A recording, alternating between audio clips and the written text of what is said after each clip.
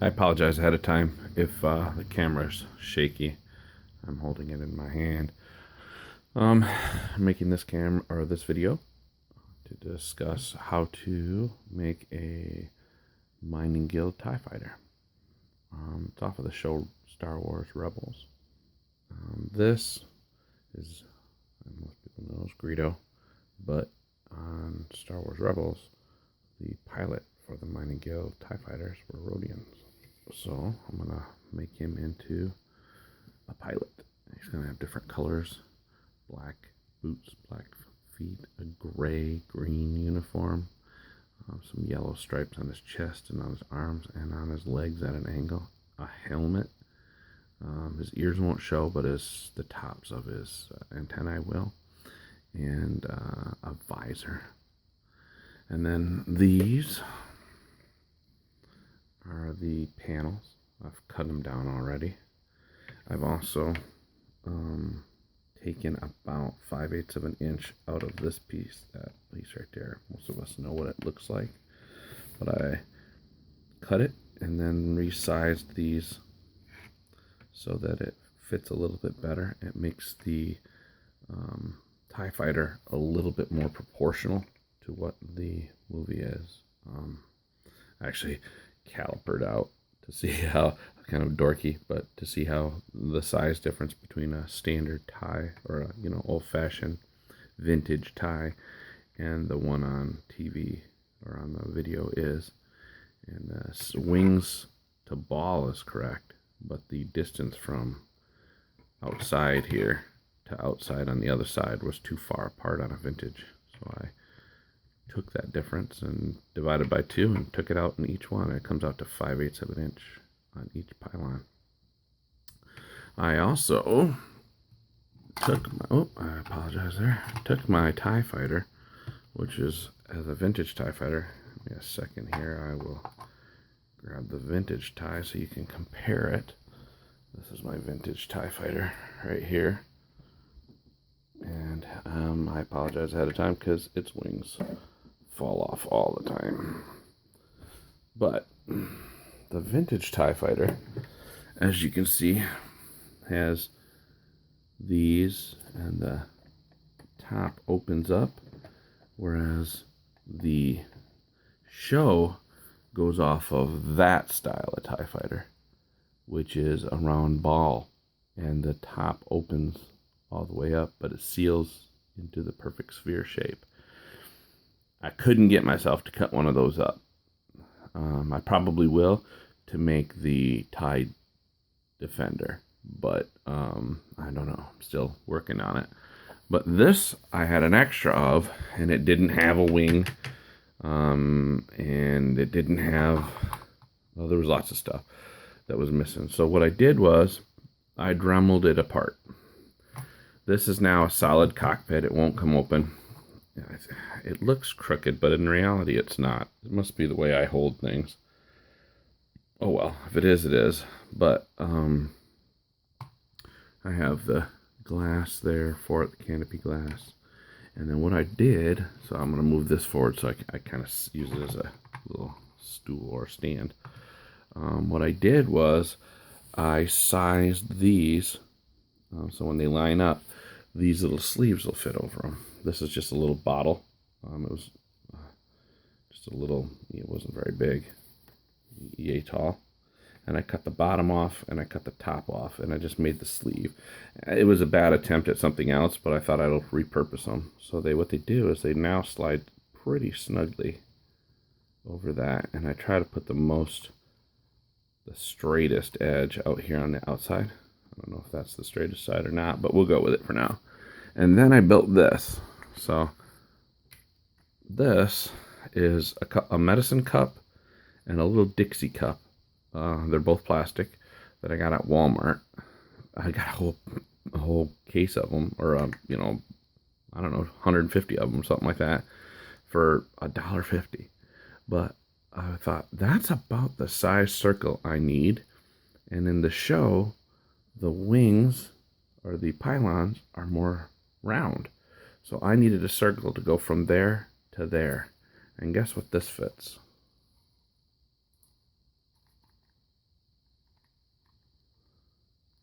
I was gonna cut it down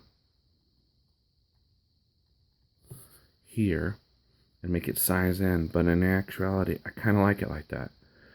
It looks more animated, animated, like cartoonish. And when it's all together, and it'll have pieces on it. The little, I'll mirror what the show shows. So if there's a panel line here, I'll put a panel line there. If there's an extra little panel here, I'll put a panel there, or here, or wherever. And it is a little bit crooked right now, but it's just because it's not sitting in it. There's no glue holding it. And though this is ugly looking, it's actually very smooth. I've sanded it with 200 grit paper, so it's very smooth now. And I think when I prime it this time, it won't even show up in the primer. I also took the Dremel tool and edged all around here, so it looks like that canopy over there, where it kind of has a seal on it. And I took the original. This was not the original, by the way. That was the original, but it looked just like this. When I got this, it was parts. They didn't sell it as a TIE Fighter. They sold it as TIE Fighter parts. And I needed one part from it for this. And believe it or not, of all the weird things, it had extra of those. And I needed one extra of those, thinking that would fix the wing on there. And it didn't. But it's okay. The old one was completely broken. This one works fine, and it's white like it was supposed to, but like the vintage one was. But this came with it too. So someone evidently had a couple different TIE Fighters, because I don't think the original seat, this one, was full and had its little clip on the back, and it had a little bit different. This is the original looking, and this is a later version. This was the gray, the dark gray. And it had different stickers than that. Those stickers match this one. But I took it apart, built a little dashboard for it. It isn't anything, it's definitely nothing special, but hiding back in the cockpit, you won't see it. And I purposely put stuff a little off center. I mean, the dashboard or the monitor is centered, but the lines and stuff aren't. There's a little go faster line down there. I don't know what you call them. And then it's just in primer. I'll paint it probably mostly black, but maybe I'll do the cushions in like a brown or something like that. I'm not going to see it much. And then once I get my Rodian, I'll paint it up. My Greedo. Come on off of there. I just stuck it in his heel. He'll sit in it. Sorry about turning the camera away. I just had to see how to put him in. But then my tie, yeah, see how you can see right through? That's because what had happened was on the back there was the battery compartment, and I cut down the battery compartment, and I thought, okay, that'll work. I'll use that even though it's square.